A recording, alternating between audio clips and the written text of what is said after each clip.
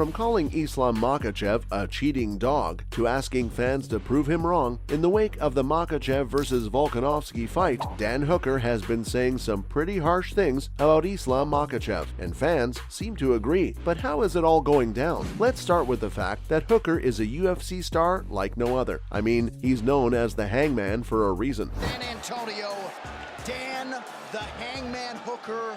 I trained the hardest I've ever trained in my life for this fight. He's one of the longest-lasting fighters on the UFC's current roster and has won over fighters like Gilbert Burns, Jim Miller, and even Paul Felder. The 6th-ranked lightweight finally got a fight against Islam Makhachev and called him a cheating dog. Islam defeated Alexander Volkanovski in the ring, but the Hangman weighed in on the whole fight with his own opinion, and he's convinced there was some sort of foul play. In a series of tweets, he accused Makhachev of using IV infusions to hydrate him right before he went up against Alexander Volkanovski. The 5-round fight was action-packed and had everyone on the edge of their seats the whole time. Islam won by unanimous decision, and I had no idea that the win would be so controversial. Even Volkanovski said he was robbed when it came to the scoreboards. Close fight.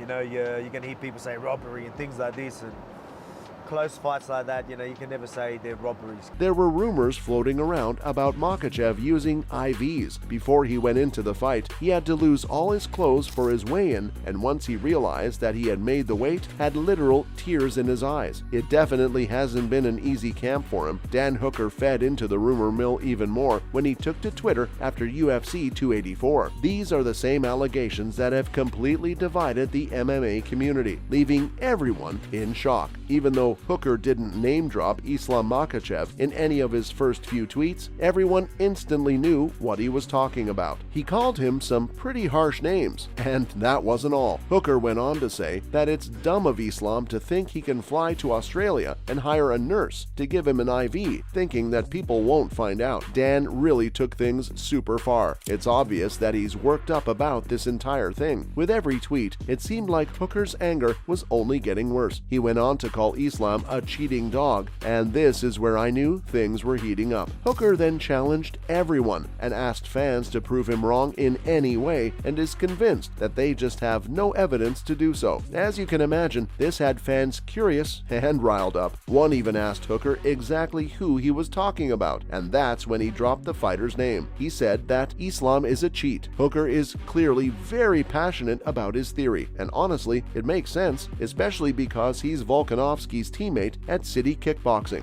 He is active as a lot of other champions, but for him to get on the microphone straight after that fight this whole thing is insane, and it got intense on Twitter, as you can see. In order to defend the clean sport and athlete health and safety, the U.S. Anti-Doping Agency outlawed the use of IV treatment for UFC fighters to rehydrate back in 2019. If any competitor in the UFC are found using IVs, they'll face 2-year-long suspensions. If you're a longtime UFC MMA fan, you probably remember Paulo Costa. He's a top-ranked middleweight from Brazil and was supposed to be competing for the title in 2020. Just when everyone thought things were going great, he was given a 6-month suspension in April 2019. If Dan Hooker was hoping that Islam will suffer the same fate, he probably won't. The Australian native was defeated by Islam Makhachev in front of the entire MMA world by unanimous decision. That alone should be enough.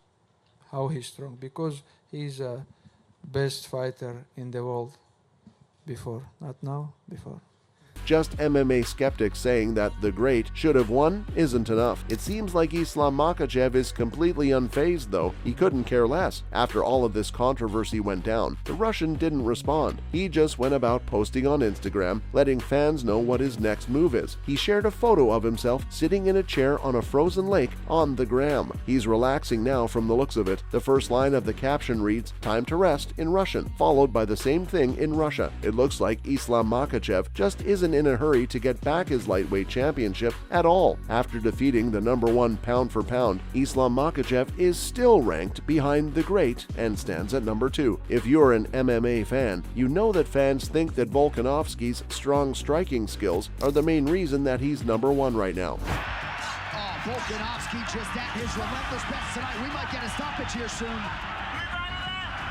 Also, Makhachev's response to the IV debate is pretty vague. The Russian's most recent post has just fueled fans' rumors amid all the drama. He's just lying low and keeping quiet for now, and I have to say, it's a good call. That's all he needs to do, because even the Western Australia Athletic Commission launched an investigation and they found no evidence of anything going wrong. Despite claims of pre-fight cheating, which were sparked by Dan Hooker's tweets, the commission found no proof at all that the current 155-pound champion, Islam Makhachev, had broken any rules prior to the fight. Western Australia Combat Sports Commission Chair Bob Kucera went on the record as well. He claimed that there was no conclusive information that any athlete at the UFC 284 event had violated the commission's standards. The statement even went on to say that they haven't received an official complaint about any athlete at the UFC 284 event. Everyone thinks it's really fishy though, and that's why Dan Hooker was accusing Islam of rehydrating after his killer weight loss via an unapproved IV. After a few regulation modifications in recent years, the UFC has made an effort to clarify them, and all of this has sparked more debate over the advantages of pre-fight IV use. Apparently, you can actually take an IV before a fight. There are just specific rules about it. Only 100 milliliters of saline in a 12-hour block. Every 12 hours can be taken. What it boils down to is whether you think that people will consume this 100 millimeters of saline at once and then stop completely. Not only this, but according to the reports, there were 2 fighters on the Russian team who were over or underhydrated, but the information just isn't yet reliable enough to identify which one, or if the whole thing is even true at all. As you can see, this whole situation has got pretty chaotic, and while all of this is still unfolding, Makhachev is trying his best to stay out of it. As I said before, he hasn't addressed the IV controversy at all, and he's not going to talk about it. What he did talk about, though, involved his plans for the future. The current lightweight champion of the UFC has been long hailed as the successor to Khabib. The two have been close, considering they're such good friends, and Khabib even mentored Makhachev. A lot of people started calling Islam Khabib 2.0 too, because of a commitment made to his family, specifically his mother, who wanted him to retire after the demise of his father and longtime mentor Abdul Manap.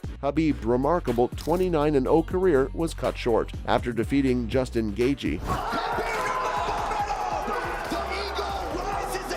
in October 2020. The Eagle did exactly that. Makhachev dropped a surprising piece of info that his own mother is in a similar situation as Nurmagomedov's. In an interview with UFC Russia, Islam revealed that his mother doesn't watch fights, not just his own fights, but any fights in general. It seems like she's not a fan of people hitting each other. I really love seeing Islam in action. It would be a pity to see him retire early, but if that's what his mother wants, it looks like he'll follow through. That's all I have for all the Islam Makhachev IV controversy today.